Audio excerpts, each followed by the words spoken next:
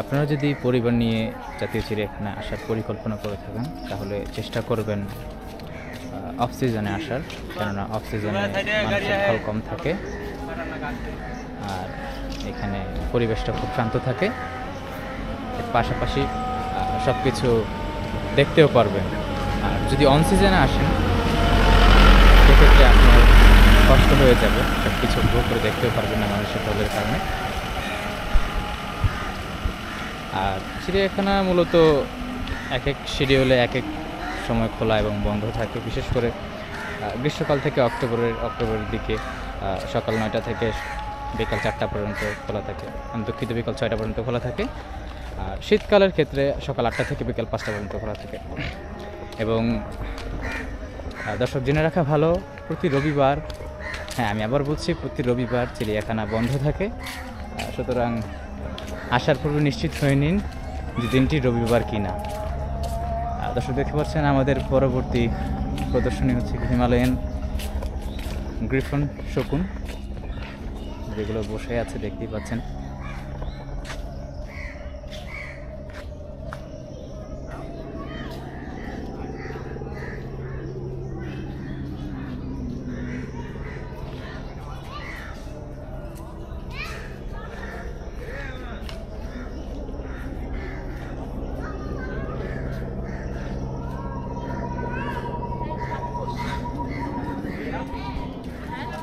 দর্শক পরবর্তী আমাদের প্রদর্শন দেখতে পাচ্ছেন গন্ডার, চিড়িয়াখানার মূল প্রদর্শনীর মধ্যে একটি।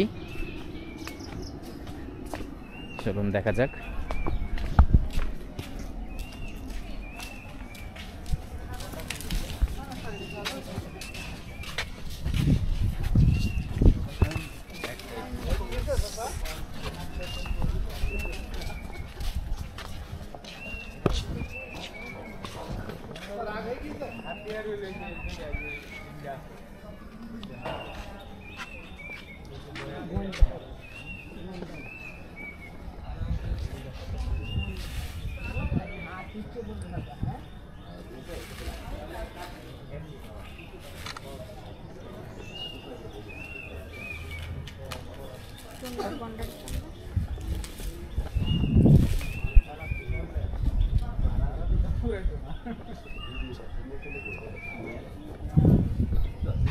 দর্শক দেখতে পাচ্ছেন আমাদের পরবর্তী প্রদর্শন একটি বড় প্রদর্শন, সেটা হচ্ছে গিয়ে এশিয়ান হাতি, এলিফ্যান্ট। বাংলাদেশ, ভারত, শ্রীলঙ্কা, মিয়ানমার এবং থাইল্যান্ডের পূর্বে এশিয়ার বিভিন্ন দেশে এশিয়ান হাতি দেখা যায়। এখানে একটা ছোট্ট কুয়ার মতো দেখতে পাচ্ছেন, এখানে হাতিরা গোসল করে। এখন পানি শূন্য দেখা যাচ্ছে। হাতি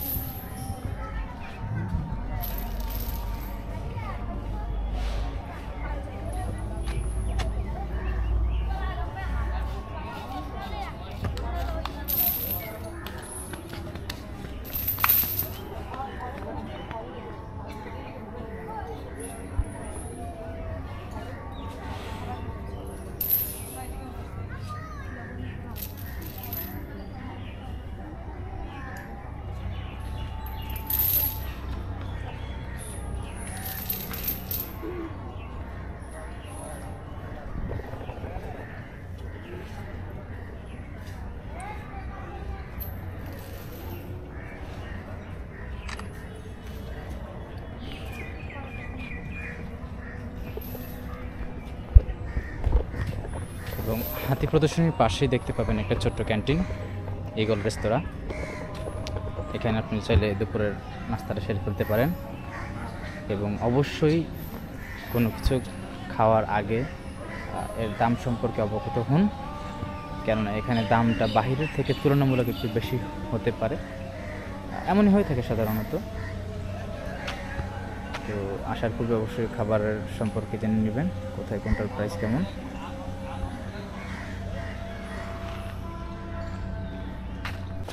দর্শক, মানসিক শান্তি সবারই প্রয়োজন। যখনই মনটা খারাপ হবে পরিবার নিয়ে বের হয়ে যাবেন। ধারের কাছে কোথাও ঘোরার স্পট থাকলে অবশ্যই সেখানে ঘুরবেন। এবং চিড়িয়াখানা একটা আদর্শ জায়গা, বিশেষ করে অফ সিজনে। চিড়িয়াখানা আসার পর ক্যান্টিনের পিছনে ঠিক কেমন একটা জায়গা দেখতে পাবেন, সত্যি খুবই অসাধারণ। চাইলে পরিবার নিয়ে এখানে বিশ্রাম করতে পারেন যদি হাঁপিয়ে যান, কেননা চিড়িয়াখানাটা তুলনামূলক একটু বড়। সুতরাং এখানে এসে আপনারা পারিবারিক আড্ডা দিতে পারবেন, সাময়িক সময়ের জন্য বিশ্রাম নিতে পারবেন। এবং পাশে একটা ছোট্ট লেক আছে, ছোট্ট বলতে কি ভালোই বৃহৎ লেক আছে, খুবই সুন্দর একটা মনোরম দৃশ্য পাবেন।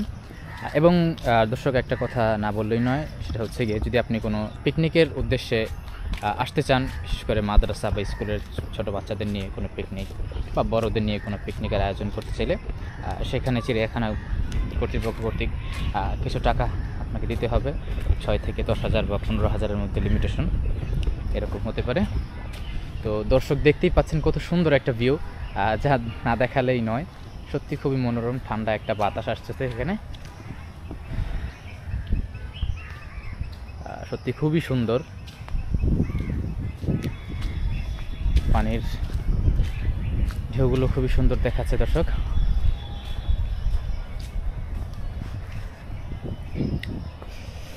দেখতে পাচ্ছেন একটা কাঁঠাল পড়ে আছে, কাঁচা দেখা যাচ্ছে।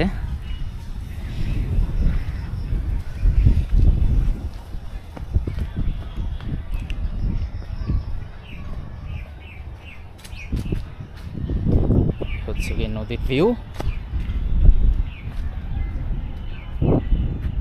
সত্যি দেখতে খুবই অসাধারণ। দর্শক, দেখতে পাচ্ছেন মনে হচ্ছে বৃষ্টি আসবে এমন মনে হচ্ছে। নদীর ঢেউগুলো খুবই সুন্দর দেখাচ্ছে।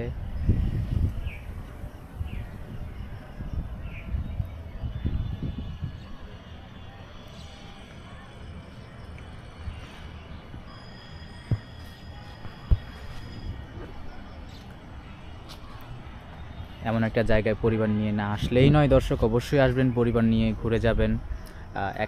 একা আসলেও আসতে পারেন, কোনো মানা নেই।